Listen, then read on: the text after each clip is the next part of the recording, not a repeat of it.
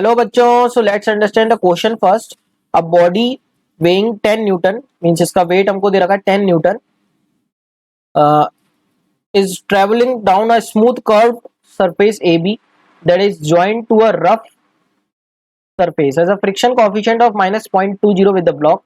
If the block starts slipping on the track from the point x from 1 meter above the horizontal surface, the distance it will move on the rough surface. ठीक है बच्चों. सो बच्चों यहाँ पे क्या हो रहा है, ये सरफेस हमको रफ दे रखी है और यहाँ से हमने बॉडी को रिलीज कर दिया. मींस इसकी इनिशियल स्पीड कितनी होगी, 0. और इस तरीके से ये नीचे जाएगा और फाइनली किसी पॉइंट पर आकर ये रुक गया. मान लेते हैं इस पॉइंट पे आके ये रुक गया. अब ये रुक क्यों रहा है बच्चों, नीचे आते आते ये रुक क्यों रहा है, क्योंकि इस पे बैकवर्ड डायरेक्शन में, मतलब यहाँ पर अगर मैं इस बॉडी को लूं तो डेफिनेटली इस पे बैकवर्ड डायरेक्शन में क्या लग रहा होगा, फ्रिक्शन, जिसकी वजह से ये रुक जाएगा. तो कंटिन्यूअसली फ्रिक्शन इसकी स्पीड को कम करेगा एंड फाइनली इस पॉइंट पर आके ये रुक गया बच्चों. मान लेते हैं ये पॉइंट सी. ठीक है बच्चों, तो यहां से हमसे पूछा है कि इस बॉडी ने जब ये ए से सी ट्रेवल करा तो कितनी डिस्टेंस ट्रेवल करी अलोंग दिस कर्व्ड पाथ. तो बच्चों कैसे निकालेंगे हम इस क्वेश्चन को, कैसे सोल्व करेंगे, तो हम यूज करेंगे हमारी work energy theorem. Work energy theorem क्या बोलती है कि work done by all forces is equal to change in kinetic energy. जो भी टोटल वर्क डन होगा सारे फोर्सेज का, उसको हम किसके इक्वल कर सकते हैं, चेंज इन काइनेटिक एनर्जी. तो यहाँ पर हम बच्चों सबसे पहले तो इसका फ्री बॉडी डायग्राम बना के ये समझेंगे कि कौन कौन से फोर्सेस इस बॉडी पर लग रहे हैं.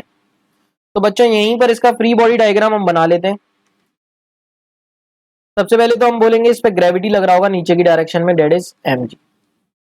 ठीक है बच्चों, और फ्रिक्शन हमने शो कर ही रखा है, फ्रिक्शन टेंजेंशियली अपोजिट डायरेक्शन में लग रहा होगा अगर इसकी स्पीड इस तरीके से हम इस इंस्टेंट पे v बोले. तो friction force vertical tangentially in backward direction में लगेगा और ये इस पे एक फोर्स लगेगा that is perpendicular to the surface इस पॉइंट पे, डेट इज नॉर्मल, क्योंकि ये कांटेक्ट में है बच्चों. तो ये फ्री बॉडी डायग्राम हम इसका देख सकते हैं. तो बच्चों यहाँ पे हम क्या लिखेंगे, तीन फोर्सेस का वर्क डन लिखेंगे. पहले तो फ्रिक्शन का वर्क डन, फिर नॉर्मल का वर्क डन, फिर किसका, ग्रेविटी का work done mg is equals to change in kinetic energy, final kinetic energy minus initial kinetic energy. तो बच्चों ये इक्वेशन हम कहां से कहां लगा रहे हैं, ए टू सी, ए से सी के केस में लगा रहे हैं.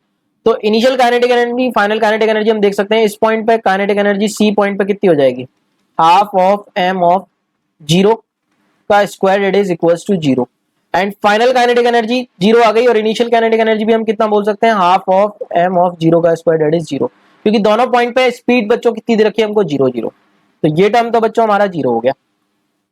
अब अगर हम ये टर्म निकाल लें, work done by friction plus work done by normal plus work done bye mg, तो हमारा काम हो सकता है. ठीक है बच्चों, अब बच्चों हम समझते हैं सबसे पहले नॉर्मल का वर्क डन कितना होगा. ठीक है, तो नॉर्मल का वर्क डन समझते हैं हम अगली स्लाइड पर. तो इस तरीके से पाथ दे रखा है बच्चों हमको, इस तरीके से पाथ दे रखा है और ये हमारा बॉडी है. तो बच्चों नॉर्मल फोर्स हम देख रहे हैं, ऐसा लग रहा है, और किसी भी इंस्टेंट पे इसकी डिस्प्लेसमेंट अगर हम बात करें, इसी इंस्टेंट पे अगर हम इसकी डिस्प्लेसमेंट की बात करें तो this is along the tangent. इसको हम छोटी सी डिस्प्लेसमेंट ले सकते हैं बच्चों, along the tangent, that is dx या ds. तो इन दोनों के बीच का एंगल कितना बन जाएगा, 90 डिग्री. तो बच्चों नॉर्मल का जो वर्क डन होगा, वर्क डन ऑफ नॉर्मल, उसको हम लिख सकते हैं फोर्स इनटू डिस्प्लेसमेंट इनटू उनके बीच का एंगल थीटा. तो बच्चों एंगल यहाँ पे 90 डिग्री बन गया, तो ये हो जाएगा n dx into cos 90 which is equals to 0. तो बच्चों नॉर्मल का वर्क डन तो क्या आ गया, 0. दूसरा हम बच्चों चेक करते हैं ग्रेविटी का वर्क डन. तो बच्चों यहां से अगर यहां तक हमारी बॉडी है, इस तरीके से बॉडी हमारी स्लाइड कर रही है बच्चों इस पॉइंट से इस पॉइंट तक, this is a point, this is a point and से दिस इज सी पॉइंट. तो बच्चों हम देख सकते हैं जो ग्रेविटी लग रहा है वो नीचे की डायरेक्शन में लग रहा है, डेट इज mg. ठीक है बच्चों, और इसकी जो डिस्प्लेसमेंट हो रही है वो इस डायरेक्शन में है, दिस इज dx, और ये एंगल बच्चों हम मान लेते हैं थीटा.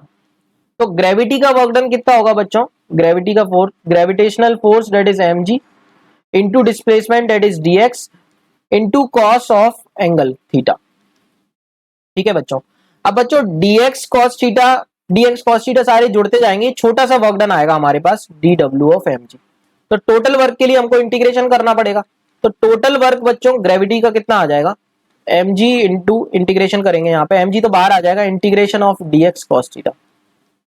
तो बच्चों dx cos थीटा का मतलब क्या होगा, integration of dx cos theta हम करेंगे तो हम देख सकते हैं dx cos theta vertical displacement को डिनोट कर रहा है, ये dx है तो इसका cos कंपोनेंट मतलब ये वाली displacement, vertical displacement, that is dx cos theta.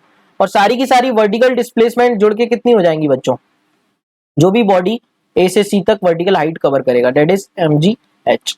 सारी की सारी वर्टिकल डिस्प्लेसमेंट जुड़ के क्या हो जाएंगी बच्चों, ए से सी तक की हाइट विच इज h। तो mgh ले लिया बच्चों इसको, तो ग्रेविटी का वर्क डन भी आ गया। अब बचा बच्चों फ्रिक्शन का वर्क डन, तो फ्रिक्शन का वर्क डन भी समझ लेते हैं हम। फ्रिक्शन का वर्क डन, तो मान लेते हैं बच्चों यहाँ पे फ्रिक्शन का वर्क डन होगा F friction force into displacement ds into cos theta, where theta is the angle between friction force and displacement. तो समझते हैं बच्चों, फ्रिक्शन फोर्स हमारा पीछे की तरफ लग रहा है एंड डिस्प्लेसमेंट मैंने आगे की तरफ मानी ds। तो बच्चों फ्रिक्शन एंड डिस्प्लेसमेंट के बीच का एंगल कितना है, थीटा विच इज 180 डिग्री। तो फ्रिक्शन का वर्क हो गया माइनस एफ इंटू ds। और बच्चों टोटल वर्क निकालना है तो इसका इंटीग्रेशन करेंगे, ये dw है, इसका इंटीग्रेशन करेंगे तो टोटल वर्क डन आ जाएगा बच्चों। टोटल वर्क डन कितना आ जाएगा, माइनस फ्रिक्शन की वैल्यू कितनी हो जाएगी बच्चों, mu into normal into ds। ठीक है बच्चों, अब नॉर्मल फोर्स हम देख चुके हैं, this is normal, this is the normal force. तो यहां पर बच्चों mu into normal into ds हमारे पास टर्म बना। ठीक है, अब यहां पर हम बाहर ले सकते हैं इसको, माइनस म्यू इंटू नॉर्मल। इस इंस्टेंट पे बच्चों नॉर्मल किसके इक्वल होगा, अगर ये हमारा mg है, ठीक है बच्चों, तो ये mg है तो हम बोल सकते हैं जो ग्रेविटी का एक कंपोनेंट होगा, अगर हम इसको बोले हैं ये एंगल थीटा, तो ये mg cos थीटा ही किसको बैलेंस करेगा, नॉर्मल को। तो नॉर्मल को हम mg cos थीटा ले लेते हैं, तो ये हो जाएगा माइनस म्यू इंटू ये ds एज इट इज रखते हैं, नॉर्मल को ले सकते हैं बच्चों mg cos theta into ds, इसका इंटीग्रेशन। अब म्यू mg तो बाहर आ जाएगा बच्चों, तो ये माइनस म्यू mg बाहर आ गया और इंटीग्रेशन ऑफ वापस से ds cos थीटा। अब बच्चों समझते हैं ds cos थीटा यहाँ पर क्या है, तो देखो बच्चों इस लाइन का इसके संग एंगल थीटा है, तो ये एंगल कितना हो जाएगा 90 माइनस थीटा।